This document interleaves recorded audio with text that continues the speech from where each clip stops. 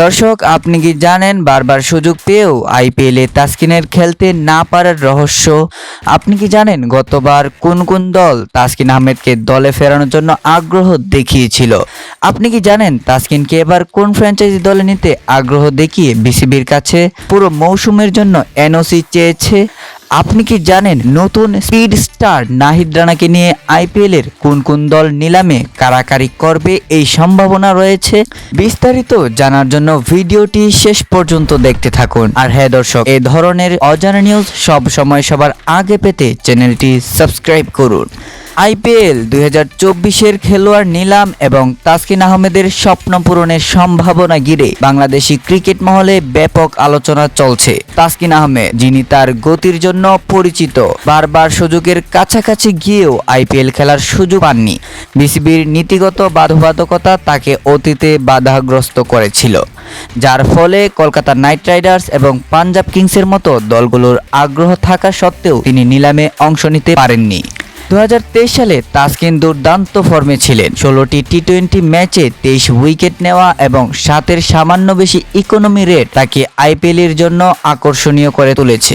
যুক্তরাষ্ট্র এবং ওয়েস্ট ইন্ডিজের মাঠে তার পারফরম্যান্স প্রশংসা কুড়িয়েছে।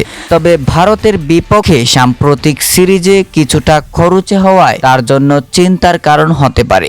বিশেষত হায়দ্রাবাদ এবং গোয়ালিয়রের ম্যাচগুলো তার জন্য কঠিন ছিল। নাহিদ রানা, যিনি এখনও আন্তর্জাতিক টি-20-তে অভিষেক করেননি, তবু আইপিএল নিলামের আলোচনায় উঠে এসেছেন। তার গতির জন্য তাকে বাংলাদেশের ভবিষ্যৎ স্পিড স্টার হিসেবে দেখা হচ্ছে। লাল এবং সাদা বলের ক্রিকেটে অসাধারণ গতি প্রদর্শনের কারণে আন্তর্জাতিক মহলে তার প্রশংসা হয়। জানা গেছে Kolkata night Riders, Mumbai Indians এবং চেন্নাই সুপার কিংসের মতো দল তাকে নিয়ে আগ্রহ দেখাতে পারে। নিলামে তার বেস প্রাইস হয়েছে 75 লাখ রুপি।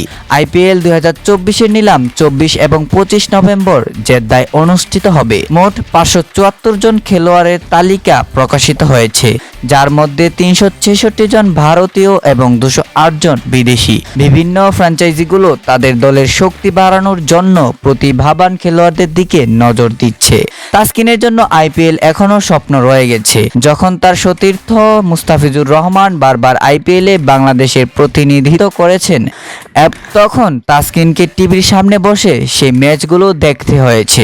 আইপিএল এর সবচেয়ে জমজমাট পরিবেশে খেলার জন্য এবার তাসকিনের অপেক্ষার অবসান ঘটবে, নাকি আগের মতোই বাধার সম্মুখীন হতে হবে? নাহিদ রানার আইপিএলে দল পাওয়ার সম্ভাবনা এবং তাসকিনের স্বপ্ন পূরণের বিষয়ে আপনার মতামত কি? কে হতে পারে আইপিএল 2025-এ বাংলাদেশের প্রতিনিধি? আপনার মতামত কমেন্টে জানাতে ভুলবেন না। ভিডিওটি শেষ অবধি দেখার জন্য ধন্যবাদ। Mohammad Riaz, owner of CBR.